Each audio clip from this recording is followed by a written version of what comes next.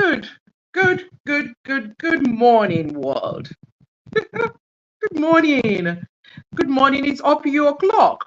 And welcome to Up You with Ezine show, where we dive deep into topics that matter. Deep into stories and challenges of the modern world that the woman faces on a daily basis. So how you doing?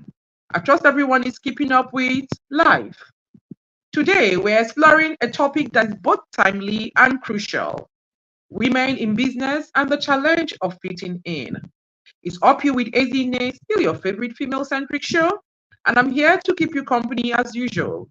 Let's do this, my people.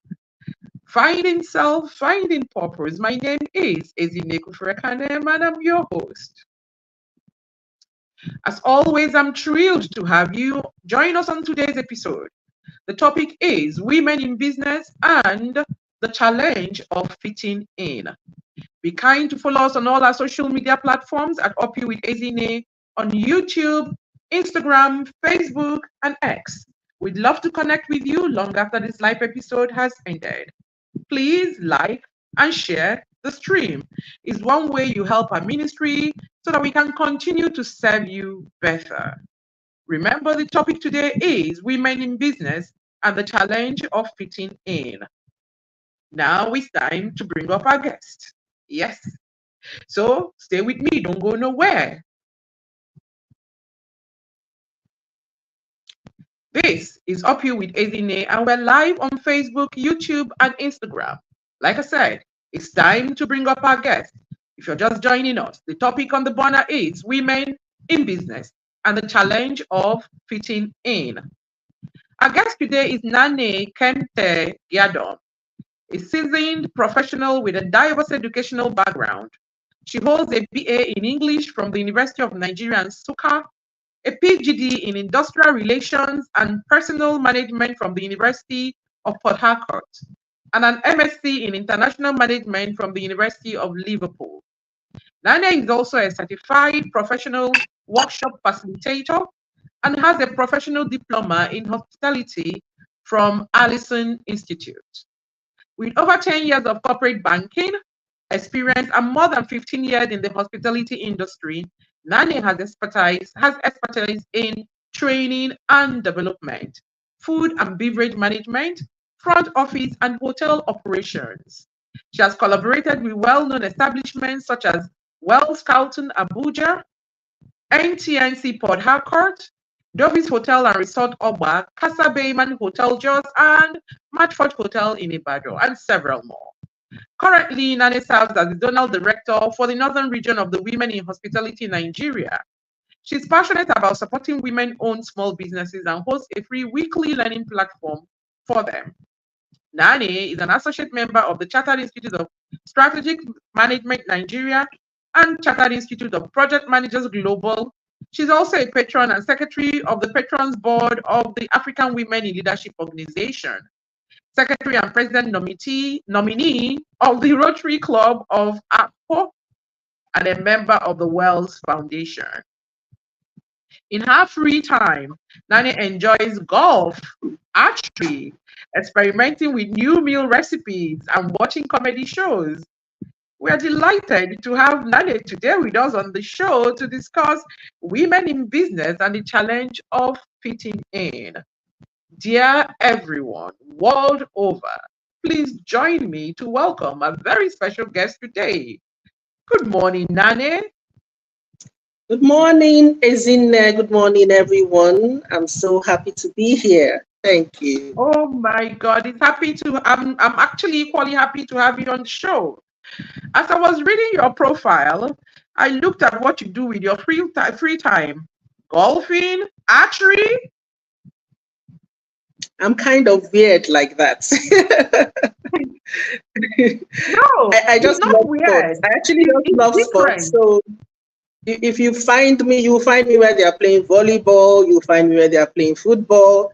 I just blend in with whatever I see at the moment. I can go today and it's what they call that one, that is badminton. So I love sports generally, but I just singled out the one that gives me some different sort of pleasure when it comes to wow, sporting activities. Yeah.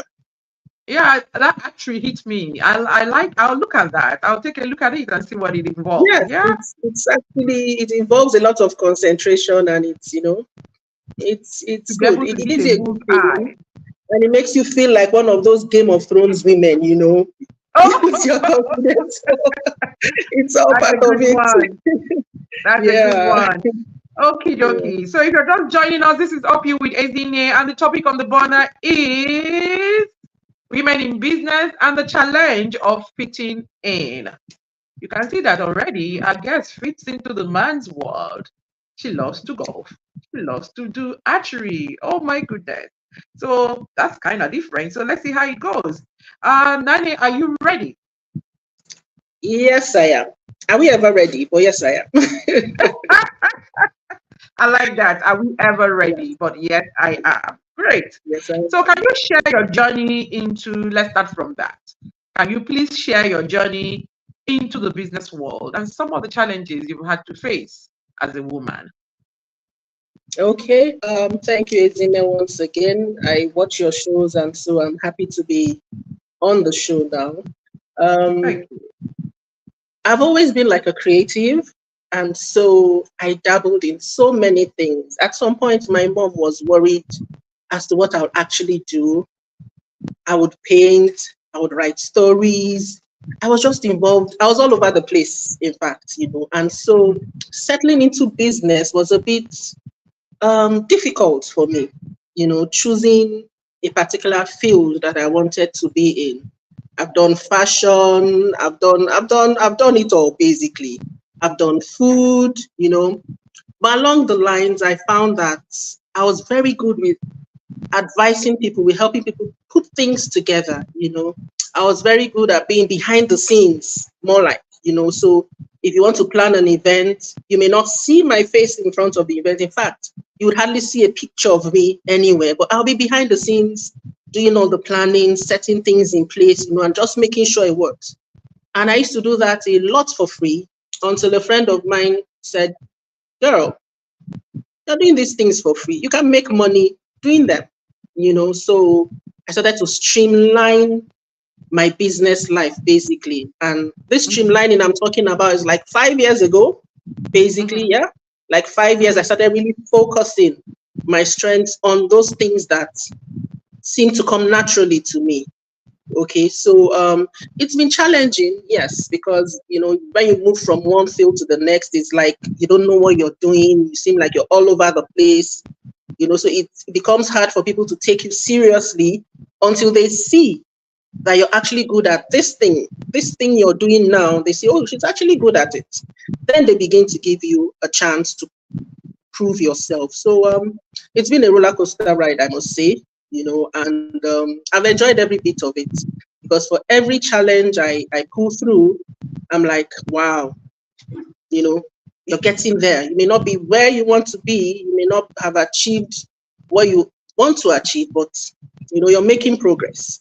So my business here, if you check some of my profiles, you'll be like, okay, what exactly is she doing? What exactly does she do? Is she selling clothes? Is she into hospitality? What does she do? And I think for a long time I felt bad about it because it seemed like I had to answer to people.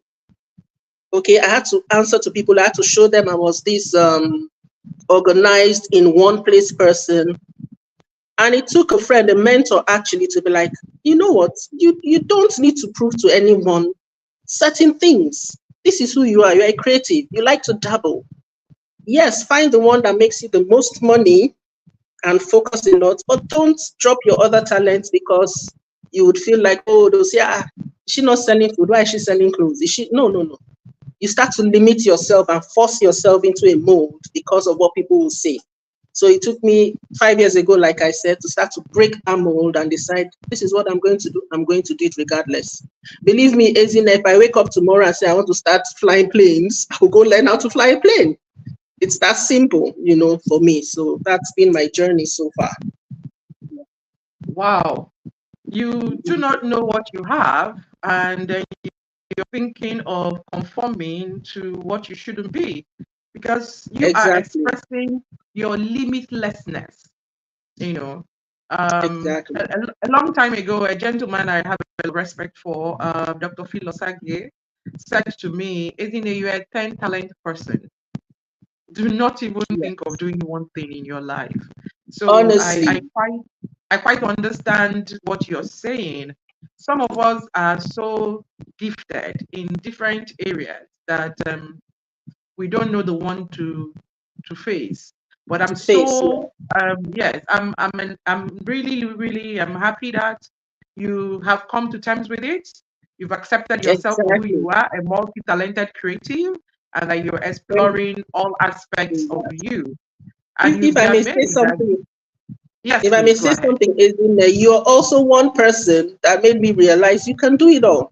Because if you remember, I knew you from Rosemary's furnishing and beddings, you know. I walked into a store and got your stuff, and there was a number, and I called the number, and it was you, you Mm-hmm, know, before I even met you at an Aulo event. And when I mm-hmm. saw this, your up you thing, I was like, hello, who says she has to do furnishing and beddings all her life? This is her reinventing and choosing what she wants to do because she's a creative, amongst other things Exactly. you do. Yes, so Exactly. Life is translatory. So as you grow, you translate into some other things. And then for simple. me in particular, I have to say to myself, when are you going to stop climbing the ladder and hanging curtains, for instance? See, when you're 60, You get, do you you know, get, so so you you need to ask understand. yourself those questions and then reinvent from time to time. So, yeah, I love your life. I love your answers. Can you please give us some specific instances where you felt you had to fit in to be accepted or succeed at what you know you can do? Oh, honestly, there have been many instances as in there, you know. Mm-hmm, We live, well, not just Nigeria, to be honest. So let me not beat it down like it's a Nigerian problem. mm-hmm, Up until 1934, so places like America, women still didn't have rights. So let's not even go there that it's peculiar to us. We're a bit mm-hmm, slow on the take, yes, but it's not really peculiar to us as a nation. Um, some of the challenges I faced in business came from all over, came from mm-hmm, fellow women who felt like I was trying to be too much. Okay, it came from men who felt like for them to help push you, you would need to conform. So I've always felt that pressure to dumb myself down. Okay, for instance, I had some meetings with some people that were building a hotel. There were guys, they were all guys, and I was the only lady there. So the man had called different consultants, all of them male. So I was the only female. And when we're having the conversation, I was quickly relegated to the background. Okay, if I chip in an idea, nobody will say anything about what I said. The next guy chips in the same idea and they start having a conversation about it. And, you know, I knew at that point, it's the usual stereotype. What does she bring to the table? Yes, she came highly recommended from someone, but. And so we took a tour around the property. And when I started speaking, talking about what I was seeing, the owner took a step back and started listening to me more. Okay, so they say, okay, why do you think this should be this way? Why do you think we need to put this here? Why do you think? And I was coming up with simple ideas. Maybe because I'm a woman, because you know, men and women we think differently about things. I think it's the way we are configured, really. We think differently about things. And so when I was talking, the man kept listening to me more. And before you know, there were only 3 consultants left. And he said, okay, Nanneh, you know what? You be in charge of this team because I don't want one person. All of you seem to have your different strengths. right. Okay, so I would want to harness that, find a way that it can work. And he leaves.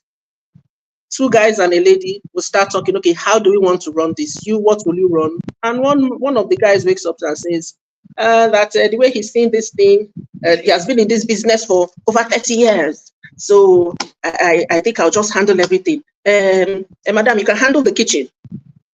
I was like, oh, wow, you know. So these things come up every time. And I was like, okay, why do you think I should handle the kitchen? I have also found that when people try to put you down, don't respond with proving yourself. Just start asking them questions. By the time you start asking them questions, they find they don't have answers for what they are saying. I don't know if you understand me. They find they don't have answers. Yeah. But if you Yeah. say, okay, no, I should handle the HR because why do you think I should handle the kitchen?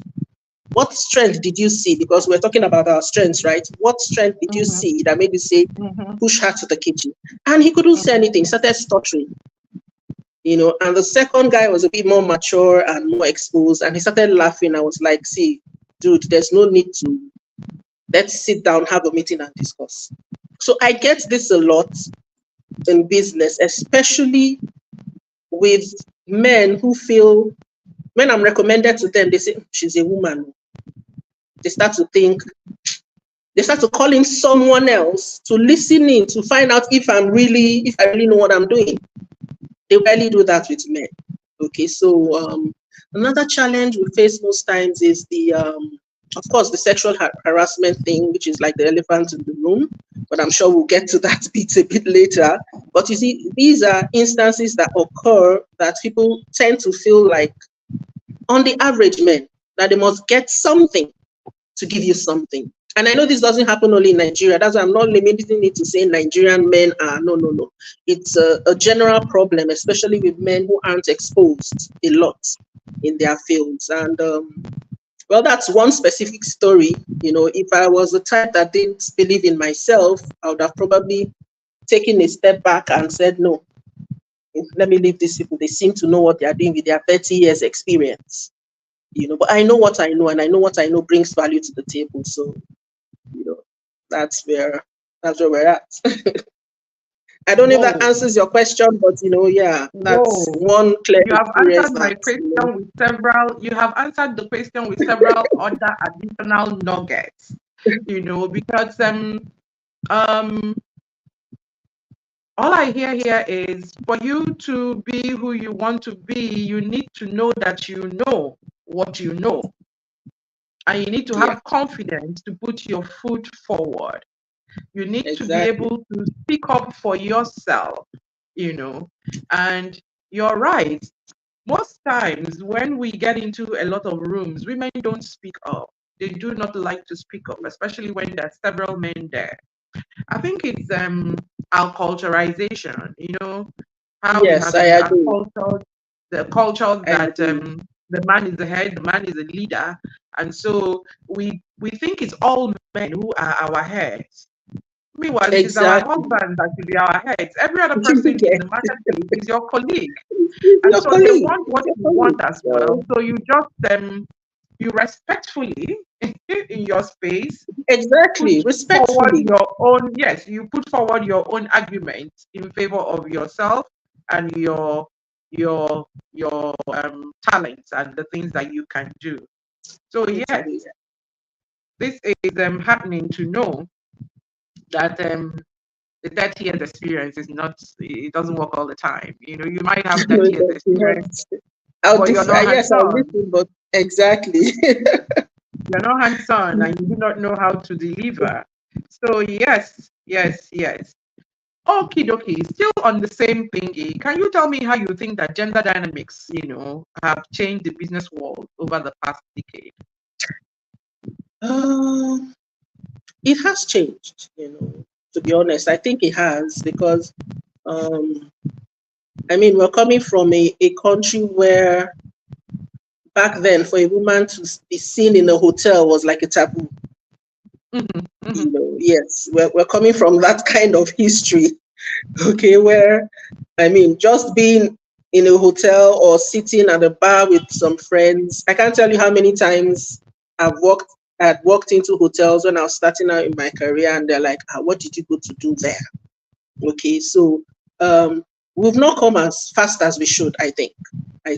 We've not really, the world is going global. We keep saying it every day. We adopt everything AI, everything tech, but in our basic day-to-day culture stereotypes, we still have a lot of that. I have female supervisors who have problems with subordinates over issues of she can't talk to me like that, she's a woman. So it's still, it's still a problem. But I would say there have been some changes. There's increased awareness. A lot more people are talking about things like this. And the more, you can't have enough of these conversations. The more you talk about them, the more someone is learning how to do better. Okay, someone is learning how to do better from whatever conversation you're having. So there's an increase in awareness of this. There's also, I don't know, yes, increased women in leadership, maybe not politically. Okay, maybe not in politics, because if I use Nigerian politics, we are far behind our counterparts in Kenya and some other countries, Rwanda and co. But in the business world, yes, there's been an awareness and a push for more women to be represented in that, at the helm of affairs. Pay equity, well, I don't know. Pay equity in Nigeria for most corporate organizations seems to be a bit fair, a bit, than it used to be. Now, for issues like mentorship, sponsorship, yes, there's an increased awareness. Some years ago, women still couldn't get loans. We didn't have a lot of women organizations that had mentorship programs in place. WIMBIS also, I think, is doing something like that. UpU is also in that line where you're bringing up women that have done well in their fields, and more girls are seeing them and, trying to emulate. So there's a greater, I think, for mentorship and sponsorship, women are doing more to push that, compared to other aspects. Then, which other one? Okay, work culture is still a bit of a problem. Okay, it's still a bit of a problem. Companies are trying to create, conducive environments for mothers. There was a time GT had a creche or so for nursing mothers and all that, so that they didn't feel the pressure of going back. Access Bank has some thing they do for women, so there's awareness, but I also think there was a lot of noise about it, and that noise is dying down, and we're gradually going back to where we were. Okay, go out on the streets and hear the average guy talk about a woman, especially a woman in business. There's no profession that hasn't been turned into a prostitution ring, in quotes, by some men, in the sense that you sell food, you're selling yourself and the food. You do this, so there's still that, I can't tell how many clients in my food business that have tried to get me to come deliver food directly to them. And I'm like, we have a dispatch, pay for dispatch. You understand? But no, I just want to have a conversation with you. Let's sit and gist. Let's sit and gist how? I'm busy with my business. So, there's still a lot of work to be done, to be honest. And the whole noise seems to be dying down. That's my worry. Because in Nigeria, something starts and it becomes a trend. You talk about it. Before you know it, it dies down. And we're back to status quo. Okay. And I don't think government is still doing enough to protect women in the workplace. I'm sure you heard of the PermSec and the nursing mother incident in the Ministry of Foreign Affairs. I mean, it's appalling. So it makes women start to feel unprotected in their workspace. They start to feel like they have to dumb themselves down in some way not to get attention. And this should not be so. The case seems to be dragging. Nobody has said anything about it, probably dying natural death, unless some NGO takes it up and says, no, we're not going to let this rest before something will be done. Meanwhile, there are government policies in place against these things. Implementation zero. So we've not come as far as we should. Yes, there's been changes, but we've not come as far as we should. That's my thinking. Thank you very much for your submissions. Basically, we are a patriarchal society, and I think that we women also enable them. We are enablers. Oh, sure. Because yes, sure. Even when we are raising our sons, we raise them and they grow up and they do these same things that you're talking about. We haven't raised our sons to be any different from how their fathers are or how our Yeah. own fathers are. Where? So Yeah. Yeah. um, Yeah. so we have a lot to You're play. right. If we say we want to see a change, then we have to become that change that we want to see. Definitely. You Definitely. know, and Definitely. another thing is, I think that sometimes we want things and we want it now. You know, um, the fact that the world is True going that. global and we're all carrying smartphones and everything, it makes us wake up and then we go on the smartphone and we're in America, we go on the smartphone and we're in the UK, we go on the Yeah. smartphone, we're in Germany, we go on the smartphone, we're in Paris, and then suddenly we do not and we are not necessarily students of history, and so we do not Yeah. know how So long it we took them to get to where they to are, them to and get so we say we exact. want it and You're we right. want it now. You're right. So once And you so step when we outside make to all the real world, yeah, yeah, yeah, I and get once we you. make all that noise and then nothing happens, we just let it just die down. That's why they say, for instance, in Nigeria, how long can it trend? If you're too How popular, long can one it week, trend? yeah, Yeah, 1 week, and then the trend just goes back. true, So true. what Yeah. we need is to We be don't have that staying consistent. power.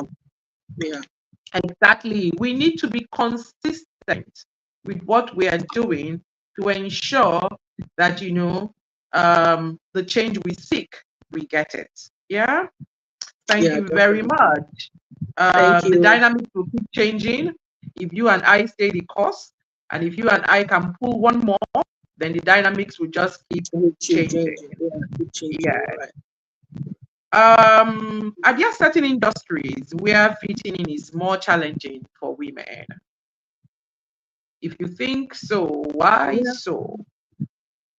yeah. I think, yeah, you know, the corporate sector, women experience they have a challenge fitting in. Actually, yeah, the corporate Mm, sector, construction, tech, STEM. There's that. Men seem to be more confident of people because when I'm talking about men, there are also enablers that are women mhm, that would mhm. also ask you, what are you even looking for? Are you not satisfied? Is a man. You're not challenging the man by wanting to do things. You're challenging yourself to do better. So you have women that enable this behavior and they're everywhere. Okay. So there are a lot of stereotypes in construction. In my university, we had only, I think, the whole of the engineering department had like 5 girls, because girls were made to believe that was a role for men. So we used to call our engineering, the whole engineering departments, they used to call it a boys' high school, because Oh, they were, yes, that was what we are calling it in Osuka. It's a boys' high school. Are you going, even us that were not in the sciences, we were scared of passing through walking around that engineering classes because we're made to feel like, okay, this is a boys only zone. And so women in construction, I have a lot of women friends that are project managers, have some that are engineers, and they don't get as much, they are not trusted to deliver as much as they know they can. Okay. And this is because of just the stereotype we're talking about. They are not, a lot of men feel like, a woman, can she handle the pressure of the construction site? mhm. So it's not because they hate the woman, it's just how they're wired to believe. They're wired to believe that the woman can't cope. So they keep on. And so construction has that. For STEM, I think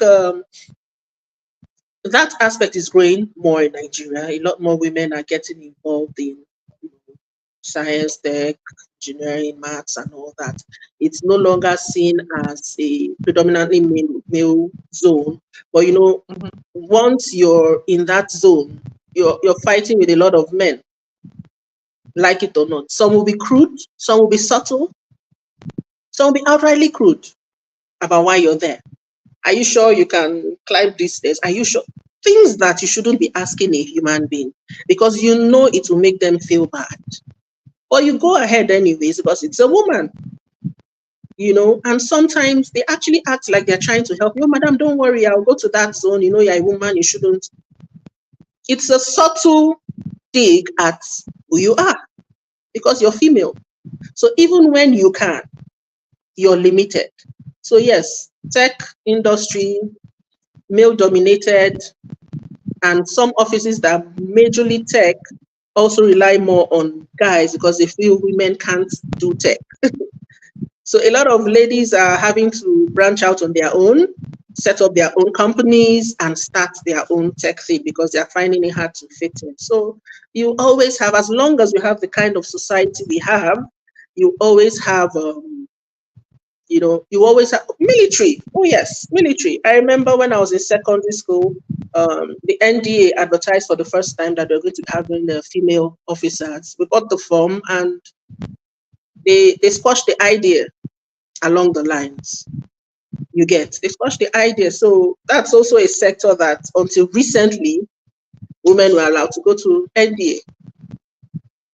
Yeah, it was until recently. I think it was in Good Luck. No, Good Luck couldn't even wing it, you know. But I'm just saying that these are traditional roles, non-traditional work roles that women still find it difficult. There's this lady on Facebook that does cars. Okay, she does cars, and I know she does a lot to prove herself that she can handle. She's done that, and now she stands on her own. Okay, but fit that kind of person into the automotive industry, and she'll be having a lot of challenges with her colleagues. Okay, so there are still lots of roles where women are having challenges, and like we said, why is basically stereotypes. Basically, that's stereotyping of what the traditional role of a woman should be. It's basically that, if you ask me, because when you ask, okay, why? Like I said, I always ask the why. There's no why apart from she's a woman, she shouldn't be, So yeah, it's a continued like you said, we may have to take it slow and steady, but we do have to make a lot of noise about that. And we also need to brace up to the fact that the woman and her traditional roles are also evolving. And that the woman can actually multitask and still do her traditional roles and then take on something else that also she will be good at. Yes, I remember you couldn't do engineering. It was something that meant, for a long time in my life, I didn't meet a female engineer. Growing up, I didn't meet a female engineer. So it was we were told that they were all supposed to be males because they go to construction sites and stuff like that. It's quite interesting. Yes. Okay. So yeah. Welcome back. Thank you. So as a result of everything that you're saying, you find that women do what they do. They now decide to play down their abilities and play down their ambitions so to fit in. So somebody might have wanted to say to be the MD of an engineering firm, but when she gets in there, this and that, all the dynamics, she now says, okay, I'm good enough. I can stay on as the something else. Yeah. Yeah. And all of that, So that might be one of the ways that they cope with the pressure. Yeah. Yeah. Could you Because tell it me is it's some not easy. strategies? Yes. Could you give us some strategies that you have found effective in overcoming this pressure, to conform or to fit in? Okay. One For of the instance, things I learned, yes, in archery, do you play with women or you play with men? whoever is available at the time, we we have a go at it. Whoever, Okay. male, female, because everybody has their strengths, Mm-hmm. So I win with anybody. Okay. I win So with anybody. Yeah. let's take it now to the work culture. How can someone who is having problems with fitting in to a work culture conform or strategize to overcome all of that? While we wait for Nanneh to come back, I just want to quickly remind us that the topic is women in business and the challenge of fitting in. Okay? And we're talking about all of that. Why do you need to become who you're not? Why do you need to step down your ambitions to be able to get along in the business world? Nanneh is back, and so she will take on from here. Okay, thank you, Ezinne. One of the things I found that helped me and may help others is I decided, okay, that I would no longer be that person that dumbs myself down. I will no longer be that, okay? And it wasn't an easy decision, because once you take a decision not to dumb yourself down, you start to drop some people that were comfortable with you being in your shell. Okay, you start to get a lot of criticisms from them and all that. So I think one of the best ways you can help yourself to fit in, basically, or to stand out. Let me not say fit in. To stand out is you have to build your confidence. You just have to wake up and say, okay, you know what? Enough. I can do this. Let me do it. Build your confidence. It's when you don't know, you ask. Okay, you build your confidence, you learn. I was in a class the other time when I was, learning how to work my website and all that. I was in a class with teenagers, young people. I'm 47, so I was with people that were like 25 and below. But I didn't care, because I was like, I want to do this. It's something I've always wanted to do. Why should I let who is there limit me? These are the people that can teach me best, actually. So why not? So you build your confidence and don't feel like I don't fit in here. I shouldn't go here. Oh, there are only guys here. Let me step back. No, go wherever you need to achieve what you want. Then find allies, find supporters. You see, for however crazy a human being is, there are people that are rooting for you. You just need to find them. Because what happens is that, like it or not, you're human. You have days or times you feel low. You feel like, okay, I can't do this anymore. Your allies, your supporters, they would help, to raise you back to where you're supposed to be. So one thing I always do is surround myself with people that can hold me accountable, but at the same time are not threatened by where I want to go or how I want to appear. I've also learned to, communication. I've also learned that communication helps. Like I said, I don't need to be aggressive to react to what you're doing. We have incidences where they will say, oh, don't dress like this, don't dress like that. I mean, I know I'm going for a business meeting. I'm not about to wear ripped jeans. I'm not about to wear crop tops. But you're telling me, oh, you have to dress like this so that they don't say you're, so those things are limiting. Or you weigh your options. It's okay, fine. I've appeared for a meeting before. It was an emergency meeting. I was where I was, and they say, and the first thing I did, I confronted the elephant in the room. I said, oh, apologies for how I'm looking. But I had to come straight because this. I said, oh, no problem, madam. I quite understand, because it was supposed to be a very corporate event. So there was no point pretending or acting like I can dress like I want. I can no. But I just put it there, and the conversation was off the table, and we continued with what we had to do. So communication helps, for you to create a safe space, as they say, you need to be able to communicate.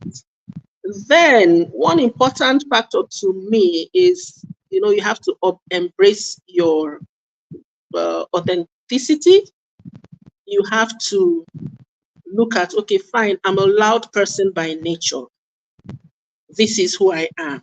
I'm a flamboyant dresser by nature. This is who I am.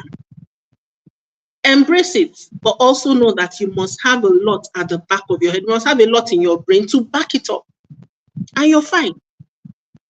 I have a lot of friends that they are so flamboyant. When we're going for weddings, I'll be like, oh my goodness, what is wrong with you ladies? But that is who they are. They are expressive with style. So imagine such a person coming to an office and she's being told to dumb herself down. She immediately starts to withdraw in her shell. In fact, I've had a colleague, I kid you not, an ex-banker also, that came for a meeting and was told, you better take off those gold earrings before your madam will see them. This was coming from even a woman. You understand? So, and she loves old jewelry. She had to take them off because she needed to fit in. Mm. Or you have an iPad. If your madam sees this iPad, if Oga sees this iPad, he'll say you're being flashy. Mm-hmm. So we have too many things like that. So, but I just tell people, I say, embrace who you are. Embrace who you are. Your values. Don't compromise your values to fit in. If you're the quiet kind, don't become noisy all of a sudden because you want to fit in with the crowd that is noisy. Mm-hmm. You see a lot of people that don't drink alcohol because you want to fit in. You're drinking alcohol. You're doing things that are not you because you want to fit in. But you find that when you stand for who you are, they will let you be. Yes, they may tease you once or twice, but they will let you be. Like I said, bottom line should be, what do you have in your head to offer? Is that valuable? If it's valuable, then the rest don't matter. Whether you're drinking with the guys till 1 a.m. or 2 a.m. because you're a lady, but because you want to fit in, you feel like you must drink till 3 a.m. every morning to fit in. No, you're getting it wrong. That's not who you are.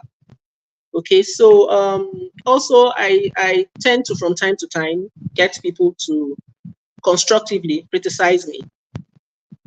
I Mm. also Feedback. do what my father calls in Igbo, Ikwolonwegi meeting. That's sit down and call yourself to a meeting. Oh yeah. Okay. Yeah, you Oh understand. yeah. So I do that from time to time. And if I feel I've gotten something wrong, I try to, readdress, come back, address that situation and do better. So I think if you highlight your unique strengths, you demonstrate that, okay, yes, I'm different, I'm girly, I'm this, I'm that. I can still put wires together as an electrical engineer. They will let you be. You Mm. don't have to be a tomboy to fit into the engineering world. You understand? So a lot of us dumb those things down because we feel we need to, we need to dumb ourselves down. Continued learning, basically. Once you know your onions, look at Okonjo Iweala. No one can tell her how to dress. Oh, you're in WTO. You have to dress corporate. Are you okay? You understand? You can't, because she knows her onions. She knows what she knows. So I think once you empower yourself with knowledge, you can be yourself. You don't need to dumb yourself down. Thank you very much. The way I like to say it is, you have to be outstanding to be Basically, yes. outstanding. And I like what you said. You need to be authentic to yourself. You need to know yourself. Very, I need to know what you can do and what you cannot do. The moment you leave your authentic self and go into becoming something else, else. you begin to hurt yourself and you begin to Exactly. diminish. You need to be Yeah. authentic to yourself because, Mm. like they say, you can lie to everybody, but you can't lie to You yourself. can't lie to yourself. To thine own self Your be true. Yeah. mind knows several things, your soul knows several things, Mhm. and even without Mhm. your knowing it, they know when you are not being real to them. And so they Exactly. will always put stumbling blocks for you in the name of challenges and stuff like that, and you begin to feel the frustrations well up. And then you Well begin off. to ask Exactly. yourself, am I in the right place or not? But Or what not. happened is that you Exactly. step out of your true self. So it's important that we stay true to ourselves.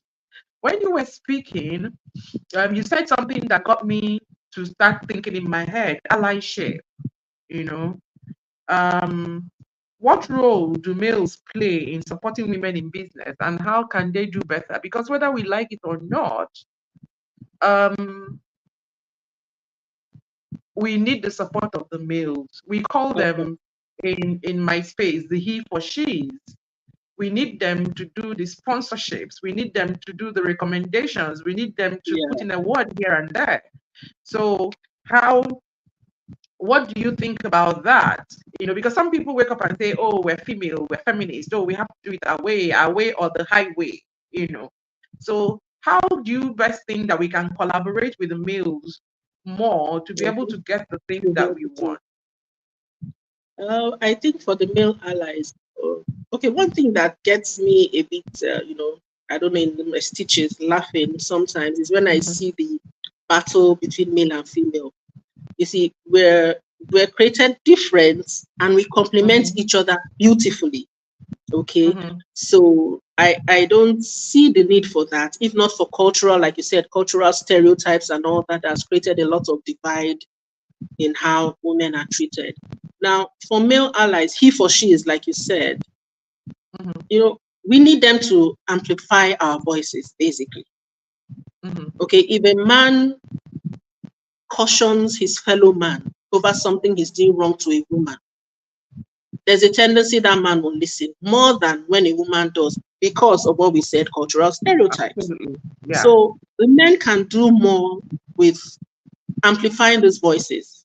They can advocate for gender diversity in roles. A lot of men know women that can do a job better, but because they don't want to be on the bad side of their fellow men, they step down their voices. They are silent about it. So men can also challenge stereotypes. I have a lot of male friends that if you're doing something and you say, and a woman, they'll tell you, no, no, no, no, no, don't say that. Don't say that. She's a human being first and foremost. So if you Mm-hmm. have more men amplifying our voices, if you have more men supporting initiatives that promote this, then yes. For example, our constitution, a foreign male cannot marry a Nigerian woman and become an automatic citizen. Yeah. But a foreign woman can marry a Nigerian man and become an automatic citizen. That's to show you how deep rooted this thing. And the bill has been there since. Okay, change this so that women. Are you trying to say women can think for themselves?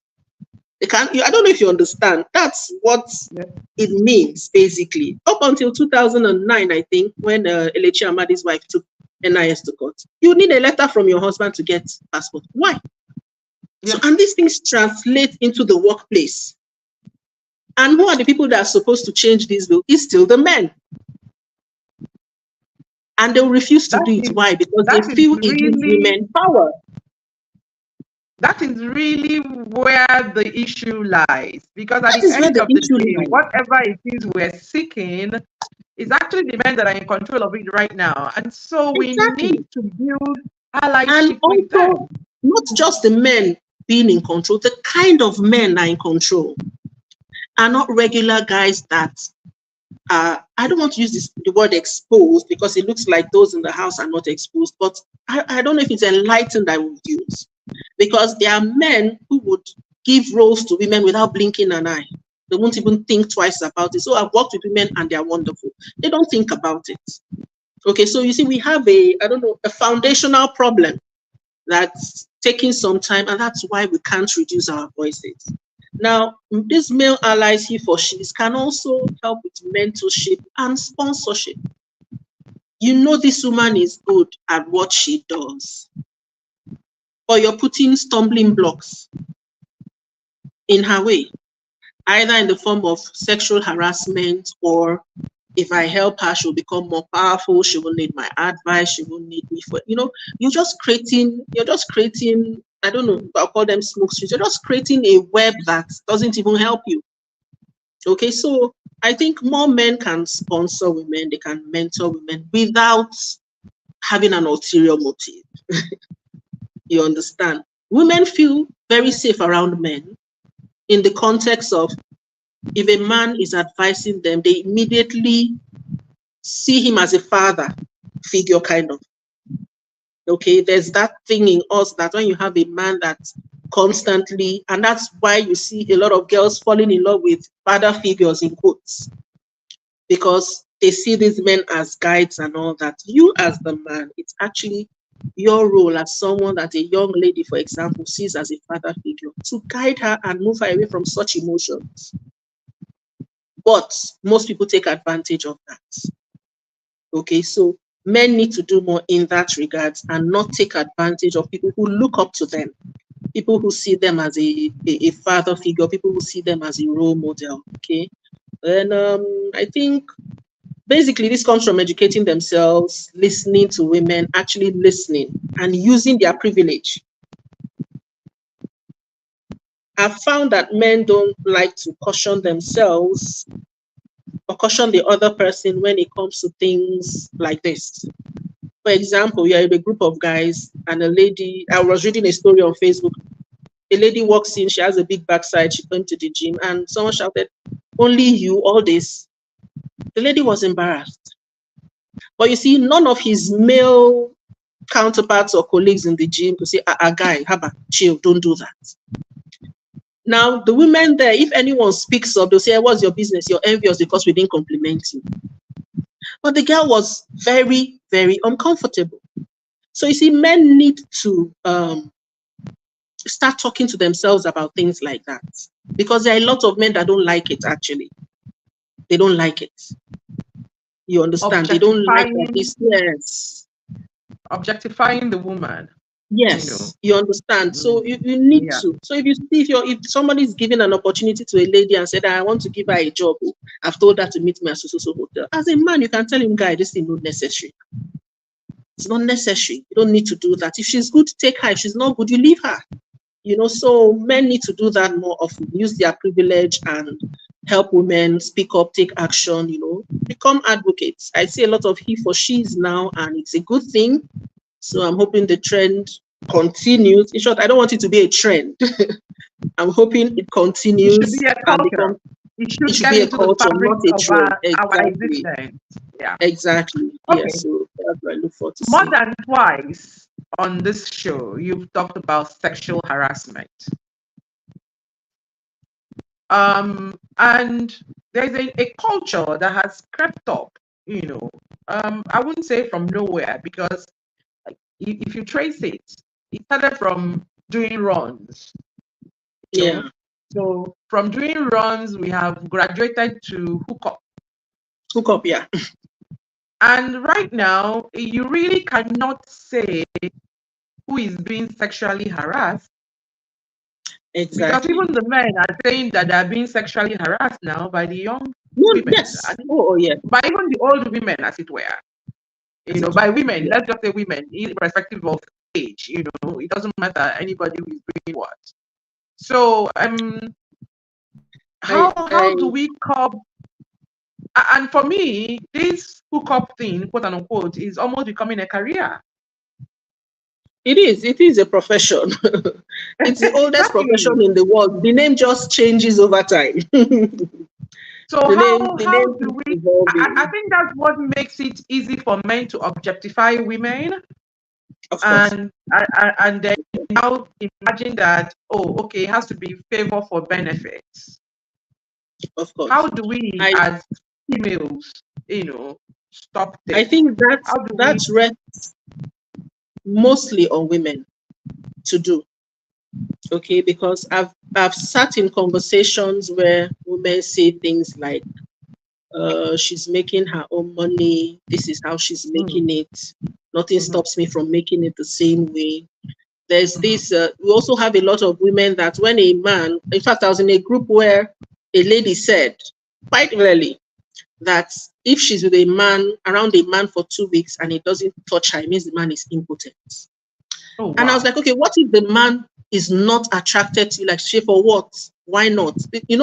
And I began to worry because I was like, if you think every single man that comes across you must like you, then already you have a problem of self-confidence because you feel that there's a need for people to like you, for you to, to be who you are. Okay, and you're objectifying yourself. Okay, we have lecturers people say, yes, there are a lot of lecturers harassing ladies, but truth be told, there are a lot of ladies also selling themselves to these guys. Because why? They can't pass their courses. Rather than study, they'll say, okay, I would rather do this. In fact, I have a photographer friend who says, you won't believe the number of ladies that offer to pay me with sex for photo shoots. Oh, wow. Oh, yes. Yes. So it's actually ordinary for something as ordinary as photography. Let the photo shoot is 500K. I have 200K, and now we'll talk about the rest. And they just throw themselves at him, and he's like, I need my money. So such a lady will look at the man and say, he's not, he doesn't know what he wants, he's impotent, or he's not, he's he can't get it up. That's her conclusion. And why this? Because again, stereotype. The belief that as a woman, all you need to do is open your legs to get what you want. So you see, I don't know if I'll call it multifaceted problem, but it's a deep problem. Okay, and it starts from us as women. To be honest, yes, we can blame the guys, and I always blame them because I say you have the option of saying no. You actually can say no if you want to, but you've also been made to believe that if someone offers themselves, you should take it. It's free food. So you can actually say no. But for the women, I think we have a lot to do with our daughters. We have a lot to do with the females in our circles, because if we don't, there will be no need for anybody to be being hard up. That's why people can ridicule people that are making average income and living their lives. I was reading some post on Facebook where someone said making cucumber stew is for people that are poor and all that and all that. So if a young girl that is working somewhere and earns maybe 60, 100K a month says, I can't afford this 15K tomatoes, let me buy 5K cucumber and enjoy myself. You're mocking her. So that what happens? So she begins to think outside her means. So you see, our culture is gradually making girls feel like, even guys, that's why there's so much Yahoo, Yahoo, Yahoo, Yahoo all around. Our culture is gradually making people feel like there's no dignity in labor. So, yeah, so when we, as the older ladies, have young girls under us, we should try as much as possible to let them see the value in hard work. That's the most we can do. Some of these girls come back home with different kinds of stuff, and we, the mothers, we are not asking any questions. Back then, you come home with an unfamiliar pencil, and you will get beaten and chewed raw for it. Where did you get it? Who gave you? You stammer, you stole it. You received, they'll start looking around the room for what they'll fling at you. But now you come back home with an iPhone, and nobody is asking. Because people feel like, well, it's your life, do what you want. We understand it's your life, do what you want, but how has it helped us so far as a people? Really? I'm not saying as a lady you can't have your relationships, you can't have whatever you have a good guy, he's taking care of you, he's wealthy, he's big, good and fine. But you see where it becomes a culture, because it's actually a culture, it's called the hookup culture. I don't know if you know, it's called the hookup culture. So it's not even the hookup trend. That's what I said. I said a culture has emerged, and you know, going back to history. Yes. So it started little from doing runs, and exactly, it was called runs. Those mothers that did runs now have delivered the ones that are doing hookup. So these hookup people now, so what would they bet? It's a survival mode for a lot of people. It's survival. The hardship in the country is contributing its own quota to this happening. You know, that's the truth. That's the fact. The hardship is contributing its quota to this happening. And you have fathers telling your daughters, is it not your mates that are paying their school fees for themselves and all that? So you see, when you have this conversation, what does it tell you as a young one? You're on your own. I have a girl I housed in my place for almost a year. What happened? Her dad told her point blank that I can't fend for you. I can't send you to university. Whatever your mates are doing, go and do it. Oh no, that's so wrong. Family values are no longer sacrosanct. You should be if you're advising a child, you understand. You should be specific. Okay, why not get a job? Why not do this? Why not do that? I've had fathers drive their daughters to where I'm recruiting just to help them. That's a father trying to see his daughter take the right path. You understand? You say, I can't find the way. Okay, let me tell my father to bring me. And I'm usually pleased when I see that, because it means the parent is taking an active interest in what their child is doing.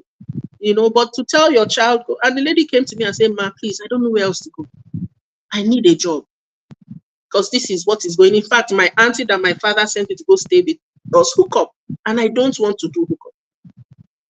You know, so she stayed with me till she got a job and all that, and she's gradually building herself up. So you have this happen a lot. How many can actually be saved from such things?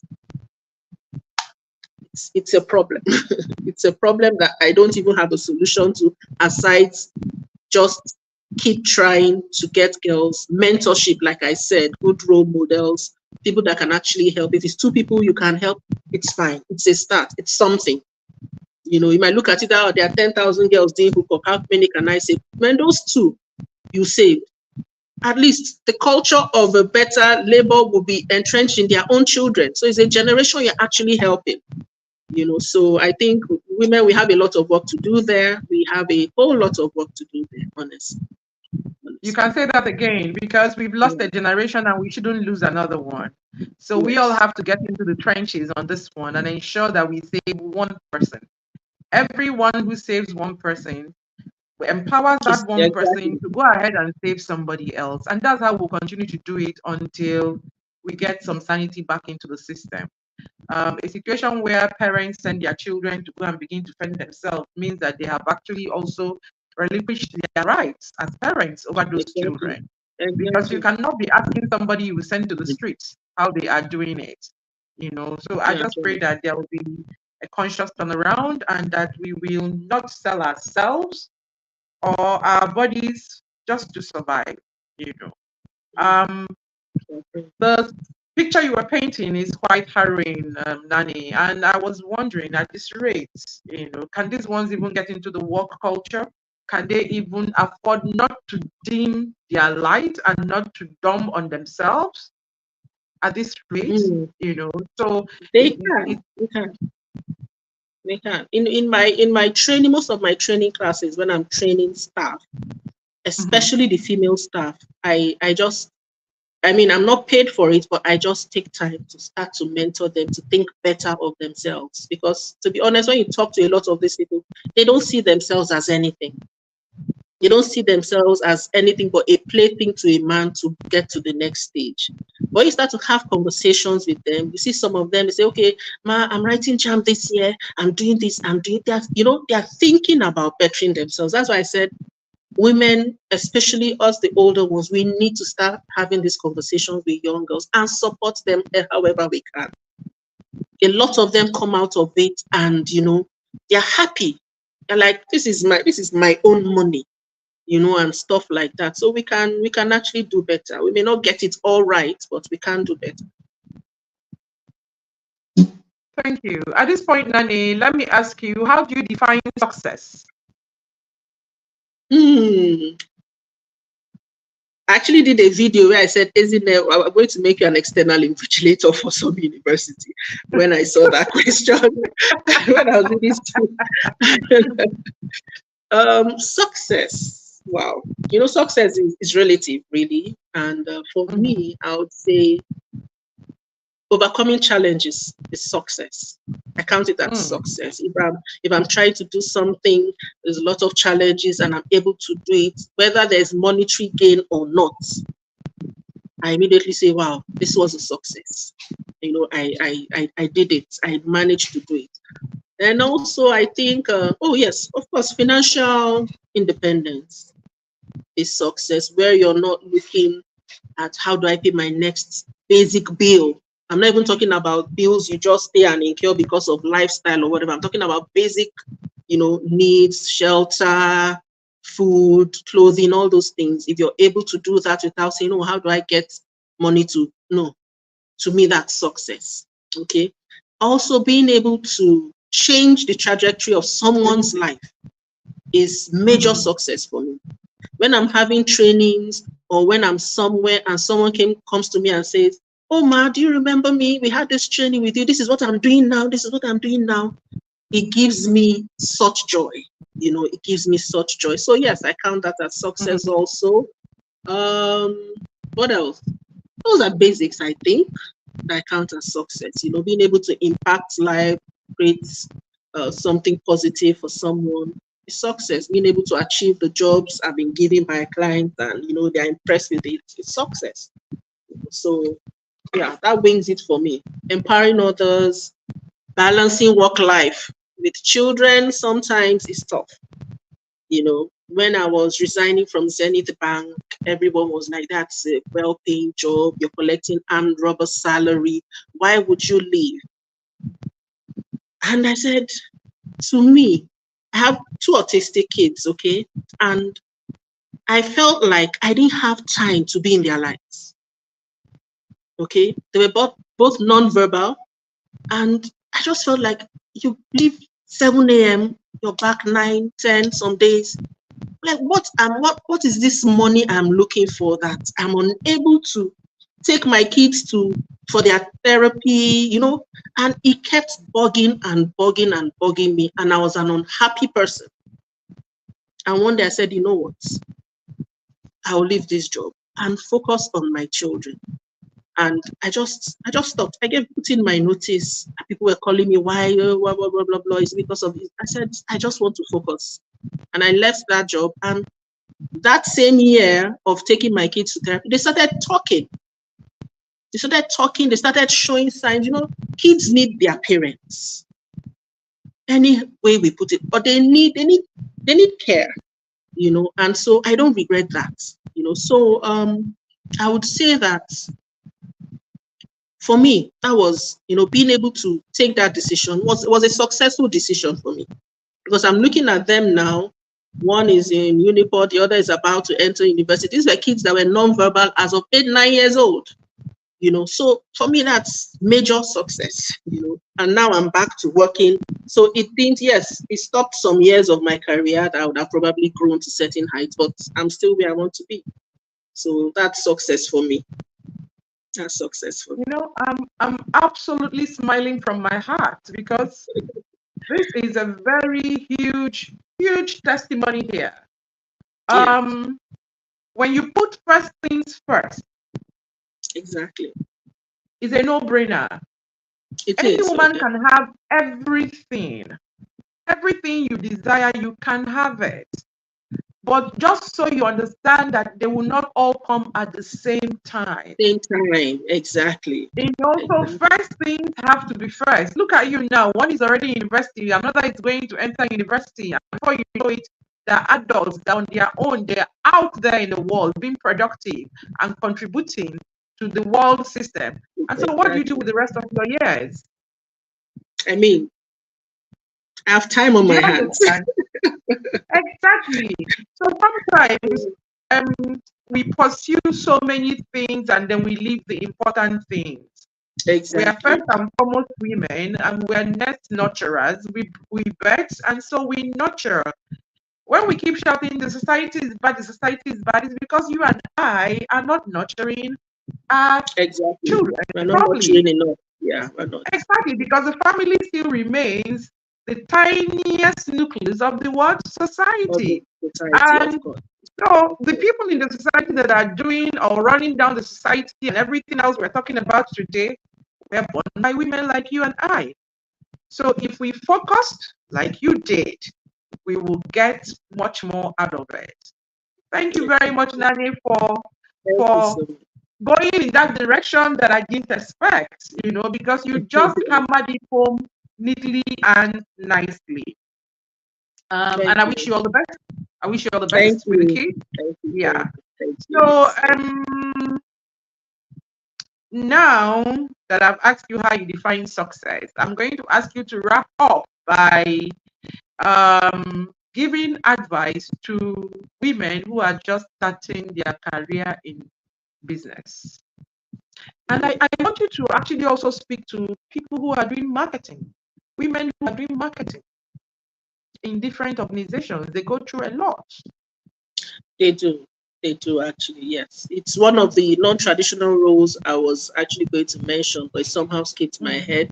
There's this pressure to get them to meet certain targets, however they can meet it. And of course, once you put that however, it's open to interpretation, and also organizations I train at, where you have some hotels who say, oh, I only take female female waiters because I want them to attract customers.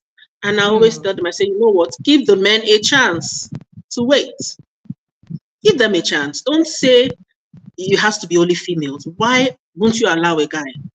And when they finally do, they find that the guys are doing okay also. So me, I'm an equal opportunity person. Don't limit a role to a particular gender because you want to use them. Because as far as I'm concerned, you want to use the ladies. If they do their jobs, these customers will come back. Same thing, women in marketing suffer a lot. In fact, one of the things that helped me make a quick decision about leaving banking was marketing. I was like, you don't even enjoy this. It's just the money. So what are you doing? 10 years from now, will you be happy with the way your children are because you can't let go of the money? So in Mm. marketing, you have that. There's a lot of, like I said, policy in place for workplace harassment. But I mean, you come back to your boss and you're like, this man touched my boobs and, I'm not comfortable. They say, better go and manage your customer. That's what you get Mm. as a response. Yes, go and manage the customer. I don't want to hear story. So what do you do at that point? So you see, women are constantly being put. I'm not talking about those who do this freely. There are those who do it willingly because it comes Yeah, with a lot of perks. But those who don't want to indulge should be allowed not to, should not be put under pressure to exactly. indulge. Yeah. You understand? Mhm. That's him. Everyone is Mhm. an adult. If you decide you want to sell your body, I can't stop you. But don't force me to sell mine to conform to what you think I should be doing. So it's a major problem also. Like I said, policies everywhere, but no implementation when it counts.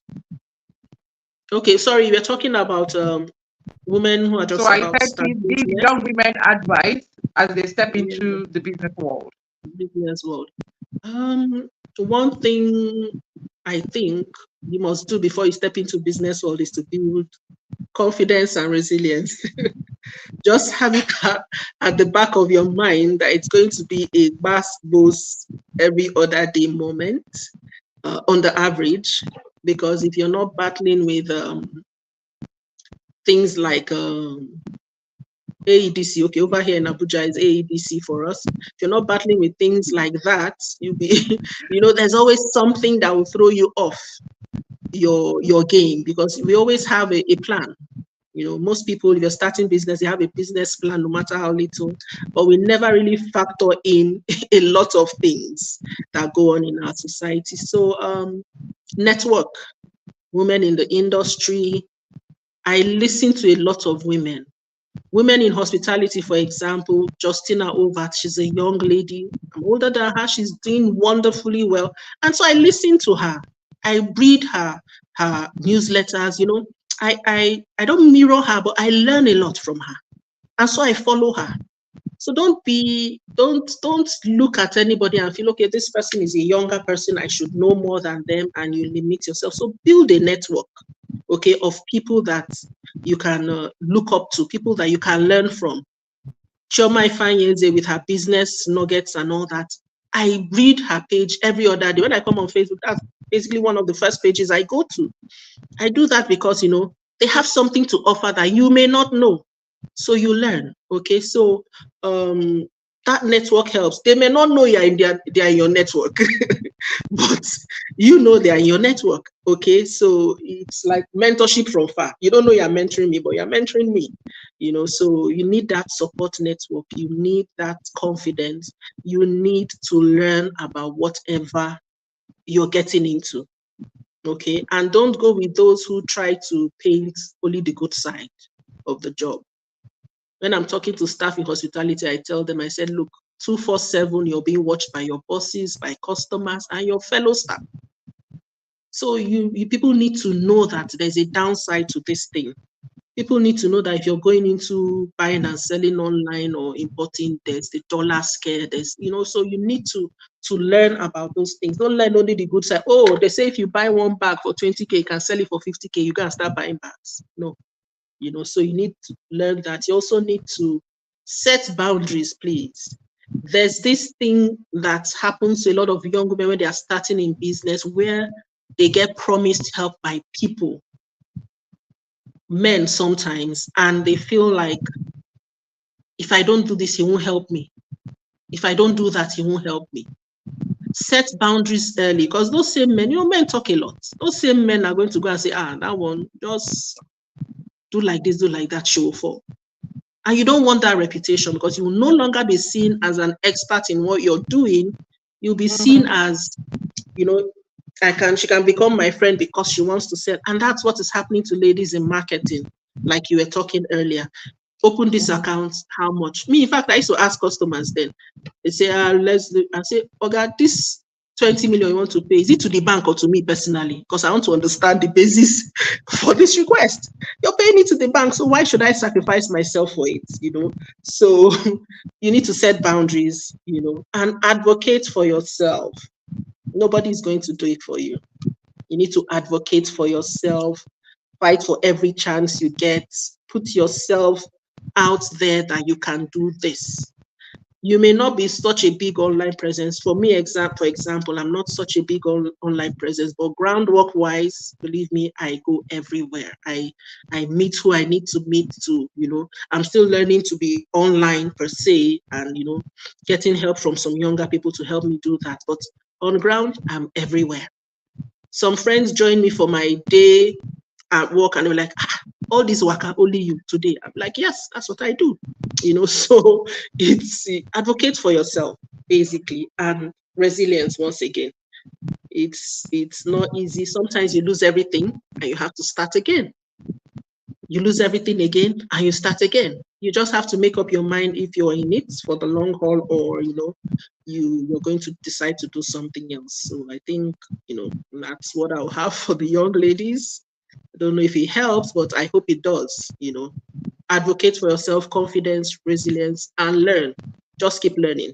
Learn all the tricks of your trade, but learn the right thing first before you learn the tricks, so that you know what you're doing. Thank you very much, Nanneh. Thank you. I'm going to throw in one in the room because I'm intrigued. Where do we go to learn resilience? Because I'm just starting out in business and you're talking about resilience. Where do I go to learn resilience? For me, what I did was, one, I started reading a lot about self. Okay, I was all over the place reading about self. One of the things I learned was allowing experiences and failures. Read people's failure stories. A lot of times we read success stories of people. We don't really bother with their failures. Okay, for everyone you see standing and looking like they have it good, they have failures and they talk about it, but we are not looking for it. Okay, we are really not looking for it. We just want to hear the happy stories. So one of the things I did, I was like listening to people. I was listening to Oprah's failures, Okonjo Iweala's failures. Yes, it may look as if she has it all together, but there were times she took decisions that she'll be like, wow, maybe I shouldn't have done that, and all, so you don't, how would I put it? Don't be afraid of failures. My dad would tell you, always give yourself the opportunity to fail. You won't learn resilience if you don't fail. You can't learn it, so you have to just be ready to say, okay, fine, I'm going to try this. I try it doesn't work, I failed. What do I do next? How do I get up from this? So that also helps. I think learning resilience is by failure, really. You have to experience failure to know how to get back from it and stand. Yeah. Thank you very, very much, Nanneh. Like they say, fall down 7 times and get up 9 times. 8, exactly. Yeah. So exactly. we must embrace failure. We must embrace failure. We should not be afraid of that word failure, because it only teaches us just what won't work. If you're afraid to fail, you always have a problem with succeeding, because you always choose what is safe. You always choose, so you never really go where you want to go. What's the worst that can happen? If there's something any bank marketing taught me, the worst the customer will say is no. That's the worst case scenario. Exactly. So just try. And no, never kill anybody, right? Exactly. So thank you so much for sharing your insights and coming on. Thank you so much, Ezinne. It's really an honor to be on your show. I appreciate it. On the show today. Thank you. We will call on you from time to time, and please do come back when we call on you. Definitely. I have enjoyed the conversation thoroughly. Thank you. And this is where I have to remind everybody and invite every single one on this stream and those who will come back later to watch to please go sign up for the Up You Women Conference 2.0, which is happening in Lagos on August 31st 2024 at Ebony Live Place. It starts at 10 o'clock. Now, the conference theme for this year is Through the Fire, Triumphing in Adversity. And it speaks to resilience. It speaks to you looking at failure in the face. It speaks to you saying to the storm, hey, catch me if you can.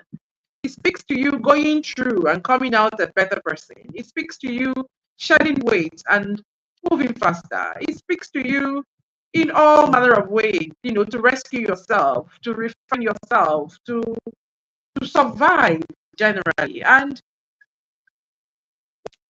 what you're going to be hearing are stories of failures from women who failed and then turned around their failure to become successes.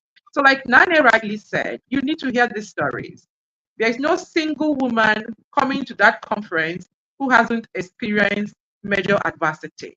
You will have your mouth open and you will learn strategies and nuggets that can help you with your own life going forward.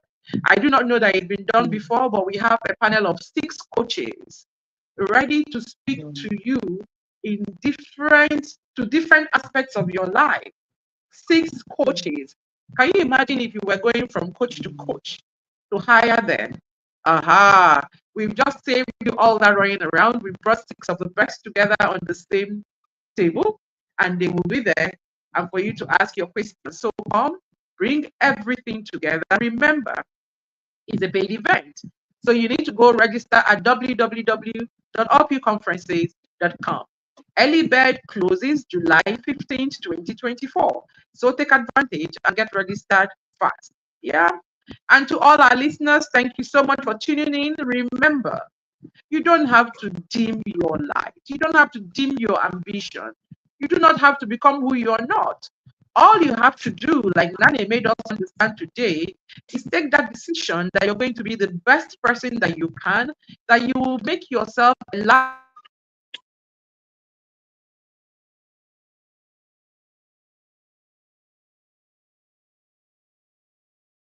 lifelong learner and learn all that what you are doing, that you will go ahead and also learn the tricks of your business, and then that you begin to speak up for yourself in any and every room you get into.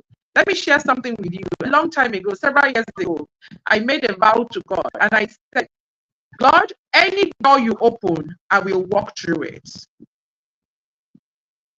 So you need to do that for yourself and tell yourself that any door that is open to you, you will just get in there. And when you get in there, don't just sit. You can sit a while and study the room, but please make sure they know that you came. Make sure they know that you are there. And when they know that you know, when they know that there is substance, that there is value that you're bringing to the table of life, you will get your place in the sun. You will definitely get your place in the sun. And you will no longer have to hide nor shrink. Because like they said, it is your light. You shouldn't dim your light for some other person to shine. When you shine, you actually give the next person permission to shine. Yeah? So let that be your mantra. I am shining because I want others around me to shine. And I wish every single one of you good success. Thank you so much. This is where we wrap up today's edition of Up with Ezine. It's been another amazing one.